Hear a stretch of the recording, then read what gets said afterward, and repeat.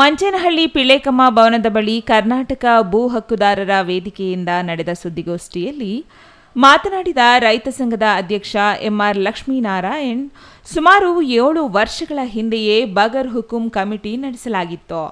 ಮಂಚೇನಹಳ್ಳಿ ಭಾಗದ 103 ಫಲಾನುಭವಿಗಳಲ್ಲಿ 82 ಫಲಾನುಭವಿಗಳಿಗೆ ಸಾಗುವಳಿ ಚೀಟಿ ಮಂಜೂರಾತಿ ಮಾಡಲಾಗಿದೆ.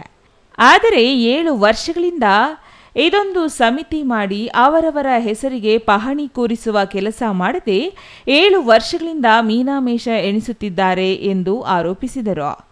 ಜನಪ್ರತಿನಿಧಿಗಳು ಹಾಗೂ ಅಧಿಕಾರಿಗಳು ರೈತರ ಬಗ್ಗೆ ಗಮನ ಹರಿಸದೆ ಮೌನವಾಗಿದ್ದಾರೆ.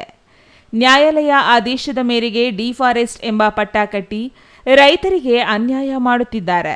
ಇದರಿಂದ ರೈತರ ಗೋಳು ಕೇಳೋರೇ ಇಲ್ಲವಾಗಿದ್ದಾರೆ. 7 ವರ್ಷಗಳ ಹಿಂದೆಯೇ ಅಧಿಕಾರಿಗಳು ಮತ್ತು ಜನಪ್ರತಿನಿಧಿಗಳು ಸೂಕ್ತ ಕ್ರಮ ಕೈಗೊಂಡಿದ್ದರೆ ರೈತರಿಗೆ ಈ ಸ್ಥಿತಿ ಬರುತ್ತಿರಲಿಲ್ಲ ಎಂದರು.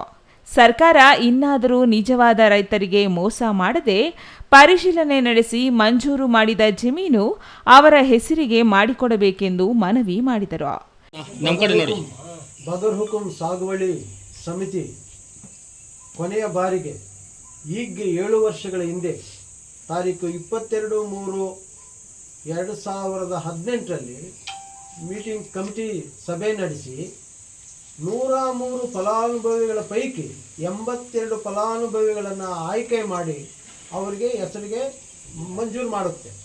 ಆದರೆ ಅದನ್ನು ಮತ್ತೆ ಇನ್ನೊಂದು ಸರ್ತಿ ಮೀಟಿಂಗ್ ಮಾಡಿ ಅವರ ಹೆಸರಿಗೆ ಸ್ಥಿರೀಕರಣ ಮಾಡಿದರೆ ಹೀಗೆ ಅವರ ಹೆಸರು ಪಾಣಿಯಲ್ಲಿ ಬರ್ತಾ ಇತ್ತು. ಮಧ್ಯೆ ಏನಾಗುತ್ತಂತಂದರೆ ಮೀಟಿಂಗೇ ಮಾಡ್ದಿರಾ ಈ 7 ವರ್ಷಗಳ ಕಾಲ ಆ ಎಲ್ಲ ಫಲಾನುಭವಿಗಳನ್ನು ನೆನೆಗುದಿಗೆ ಬಿಟ್ಟು ಯಾವುದೇ ಸರ್ವೆ ಮಾಡ್ದಿರಾ, ಯಾವುದೇ ನಕ್ಷೆ ತಯಾರು ಮಾಡ್ದಿರಾ, ಪಹಣಿಗಳಲ್ಲಿ ಬರೆದಿರಂಗೆ ಮಾಡ್ದಿರಾ ಇವತ್ತು ದಿವಸ ಡೀಮ್ ಫಾರೆಸ್ಟ್ ಅನ್ನುವ ಒಂದು ಉಚ್ಚ ನ್ಯಾಯಾಲಯದ ಸುಪ್ರೀಂ ಕೋರ್ಟಿನ ನ್ಯಾಯಾಲಯದ ಆದೇಶದ ಮೇರೆಗೆ ಬಂದಿರೋದ್ರಿಂದ ನಿಜವಾಗ್ಲೂ ಆ 82 ಫಲಾನುಭವಿಗಳ ಸ್ಥಿತಿಯು ಡೋಲಾಯಮಾನ ಸ್ಥಿತಿಯನ್ನು ತಲುಪಿದೆ. ಇದಕ್ಕೆ ಯಾರು ಹೊಣೆ? ಕೆಲಸ ಮಾಡ್ತಾ ಇರೋ ಬಿಸಿಲಲ್ಲಿ ಬೆವರು ಸುರಿಸಿ ಇದು ನನ್ನ ಭೂಮಿ ಅಂತ ಮಣ್ಣಿನ ಕಣಕಣವು ತನ್ನ ಕೈಗಳಿಂದ ಪವಿತ್ರವಾಗಿ ಅದನ್ನು ತಟ್ಟಿ ಅದನ್ನು ಮುಟ್ಟಿ ಅದನ್ನು ನಮಸ್ಕರಿಸಿ ಬೆಳೆ ತೆಗೆಯುವಂಥ ಬಂಗಾರ ಮನುಷ್ಯನ ಫಾಲ್ಟ ಇಲ್ಲ ನಮ್ಮನ್ನು ಆಳ್ತಾ ಇರುವಂಥ ನಮ್ಮ ಪ್ರತಿನಿಧಿಗಳ ಫಾಲ್ಟ? ಯಾಕೆ ಬಗರ್ ಹುಕುಂ ಸಮಿತಿಗಳನ್ನು ತಿಂಗಳ ನಡೆಸಿ ಆ ಜನಗಳ ಒಂದು ಬವಣೆಯನ್ನು ವಿಮುಕ್ತಿಗೊಳಿಸಿ ಅವರ ಹೆಸರಿಗೆ ಭೂಮಿ ಮಂಜೂರು ಮಾಡಿದ್ರೆ ಎಷ್ಟು ಚೆನ್ನಾಗಿರ್ತಾ ಇತ್ತು.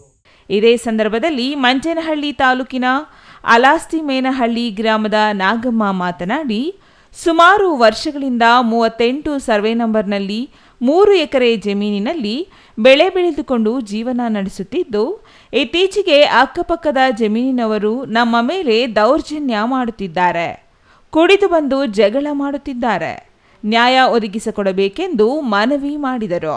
Shashikumar S, CTV news, Manchenahalli.